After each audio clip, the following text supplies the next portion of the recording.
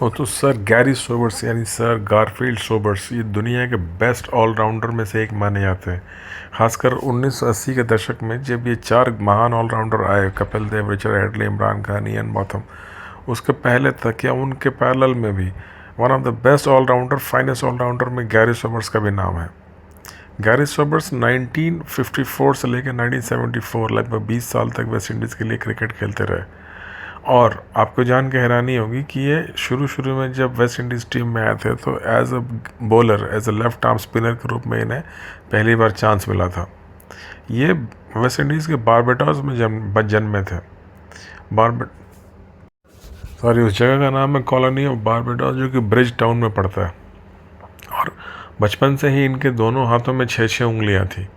इनके पिताजी बहुत कम उम्र में, जब ये मात्र 5 साल के थे, उसी समय एक समुद्री यात्रा के दौरान उनका जहाज़ डूब गया था, क्योंकि उस समय सेकेंड वर्ल्ड वॉर चल रहा था और कुछ जर्मन सबमरीन ने उनके शिप को टॉर्पीडो से हिट कर दिया था, जिस कारण उनकी डूब के मृत्यु हो गई थी उस दुर्घटना में। बचपन से ही सर गारफील्ड सोबर्स बहुत ही एथलेटिक बिल्ड के थे और किसी भी स्पोर्ट्स में काफ़ी अच्छा खेलते थे, जो कि गेंद से खेली जाती है, फुटबॉल, वॉलीबॉल और क्रिकेट। फिर धीरे धीरे इनका टैलेंट शुरू में एज अ स्पिनर इन्हें नोट किया गया और 1954 में पहली बार इन्हें वेस्ट इंडीज़ टीम में इंग्लैंड के खिलाफ चांस मिला। उस समय दोनों इनिंग मिला के केवल एक इनिंग में 75 रन देके 4 विकेट ले पाए थे और उस टेस्ट मैच में काफ़ी नीचे इन्होंने बैटिंग किया था, 9 या 10 नंबर पर, और 14 और 26 रन बनाए दोनों पारियों में। हालांकि वेस्ट इंडीज़ जो टेस्ट मैच हार गया। फिर उसके बाद ऑस्ट्रेलिया ने वेस्ट इंडीज़ का दौरा किया 1954-55 में ही। तो ऑस्ट्रेलिया के ऑलराउंडर एक होते थे कीथ मिलर। उन्होंने देखा और उन्होंने कहा कि गैरी सोबर्स जो है एक बॉलर से ज़्यादा इफेक्टिव होंगे अगर इन्हें एक बैट्समैन के रूप में डेवलप किया जाए और इन्हें लोअर ऑर्डर की बजाय टॉप ऑर्डर, मिडिल ऑर्डर या टॉप ऑर्डर में इन्हें चांस दिया जाए। तो हालांकि वो अपोजिट टीम से थे, फिर भी उनकी सलाह मानते हुए इन्हें थोड़ा बैटिंग में ऊपर प्रमोट किया गया। तो एक इनिंग में इन्होंने 47 नॉट आउट रन बनाए और उसके अगले इनिंग में 11 रन बनाए।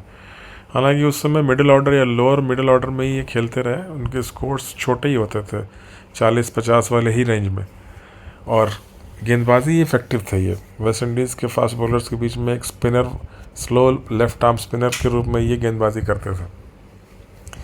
फिर उसके बाद 1957 में जब ये न्यूजीलैंड खेलने गए, उस समय पहली बार इनकी बैटिंग बिल्कुल फ्लॉप रही, क्योंकि वेस्ट इंडीज़ में जो भी ये छोटे मोटे स्कोर बनाते थे अराउंड 50-60, अब तक इनकी एक भी सेंचुरी नहीं थी पहले 4 साल में। तो वो स्कोर भी ख़त्म हो गया बिल्कुल। ये 0, 10, 5 सिंगल डिजिट में स्कोर करके आए थे न्यूजीलैंड से। उसका रीज़न था कि वेस्ट इंडीज़ के पिच पे घास नहीं होती, बिल्कुल हार्ड मिट्टी के बने हुए पिच होते हैं वहाँ पे। जबकि जब ये न्यूजीलैंड पहुँचे तो न्यूजीलैंड में ग्रीन टॉप वाले पिच देखने को मिले इन्हें, जिन पिचेस के ऊपर घास होती है। उस पिच पर बिल्कुल भी ये बैटिंग नहीं कर पाए। इन्होंने अपनी ऑटोबायोग्राफी अपनी किसी बुक में लिखा है कि व्हेन आई रीच न्यूजीलैंड, मेरे दिमाग में बात आई कि इस पर बैटिंग कैसे हो सकती है, ये पिच तो पूरे ग्रीन कलर की है, घास है इस पर। और मन में जो उनकी कमज़ोरी आई वही वहाँ खेल में भी दिखी, क्योंकि एक जाहिर सी बात है, हार्ड मिट्टी की बनी हुई पिचेस पे जिस पर घास नहीं है, उस पर बॉल पटकने के बाद उठ के आती है तो बैट्समैन जनरली क्रीज में रुक के खेलता है। जबकि ऐसी पिच जिस पर घास हो और नमी हो, उस पर अगर आप रुक के खेलें क्रीज में तो बॉल नीचे रहती हुई अगर मूव करेगी तो पैड में लगेगी, एलबीडब्ल्यू होने के चांसेस ज़्यादा होता है। तो उस बेसिक टेक्निकल फॉल्ट के कारण इन्हें वहाँ दिक्कत हुई, बुरी तरह से बैटिंग फ्लॉप हुई वहाँ पे। फिर ये वापस आए, इन्होंने अपने गेम को रीमॉडल किया और पाकिस्तान के अगेंस्ट में 1958 में इन्होंने 365 नॉट आउट रन बनाए। और वो एक वर्ल्ड रिकॉर्ड इनके नाम पे है कि किसी भी बैट्समैन के लाइफ की पहली सेंचुरी जो है वो ट्रिपल सेंचुरी रही। लाइफ की जो पहली सेंचुरी का हाईएस्ट स्कोर है वो 365 नॉट आउट ही है। और ये दुनिया के टेस्ट मैच के हिस्ट्री में हाईएस्ट स्कोर भी रहा, जब तक कि ब्रायन लारा ने 1993-94 के आसपास ब्रायन लारा ने इनका रिकॉर्ड नहीं तोड़ा।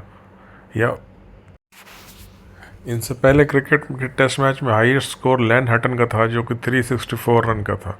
उनका रिकॉर्ड तोड़ के 365 इन्होंने हाईएस्ट टेस्ट हिस्ट्री की स्कोर बनाई। और वो रिकॉर्ड ब्रायन लारा ने ही तोड़ा फिर जाके 90s में या 2000 के शुरू में, जब उन्होंने 375 नॉट आउट रन बनाया, फिर 400 रन बनाए। तो गैरी सोबर्स इसके अलावा एक स्लो लेफ्ट आर्म स्पिनर थे। साथ साथ ही लेफ्ट आर्म बाद में इन्होंने गूगली भी डेवलप करी, लेकिन ये left arm medium fast bowler भी थे। ये जब नई बॉल से कभी कभार ये या तो स्पिन डालते थे या फिर ये मीडियम फास्ट बॉल भी डालते थे।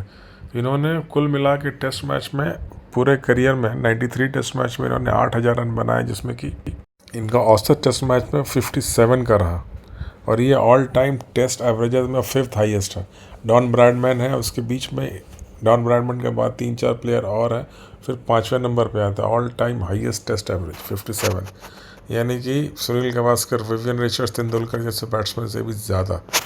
इन्होंने मात्र 93 टेस्ट मैच खेले। अगर इन्होंने तेंदुलकर या गावस्कर जितने टेस्ट मैच खेले होते, तेंदुलकर जितने टेस्ट मैच खेले होते, तो शायद इस एवरेज के हिसाब से इनके लगभग 19-20 हज़ार रन होते।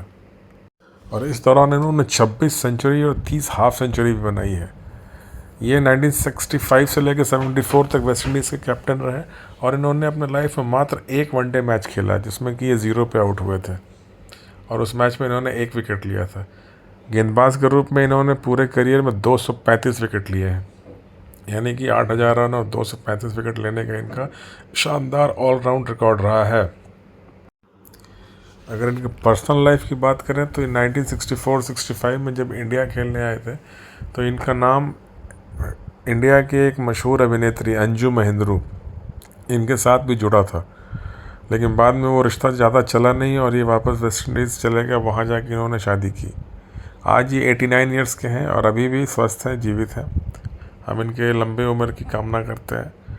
सर गैरी सोबर्स एक महान लेजेंडरी ऑलराउंडर के बारे में यदि मेरा छोटा सा वीडियो अच्छा लगा, इनकी लाइफ की रोचक बातें अच्छी लगी आपको, तो प्लीज़ मेरे वीडियो को लाइक, सब्सक्राइब और मेरे चैनल को शेयर अवश्य करें। मिलते हैं फिर बहुत जल्दी किसी नई कहानी के साथ। तब तक के लिए बहुत बहुत धन्यवाद।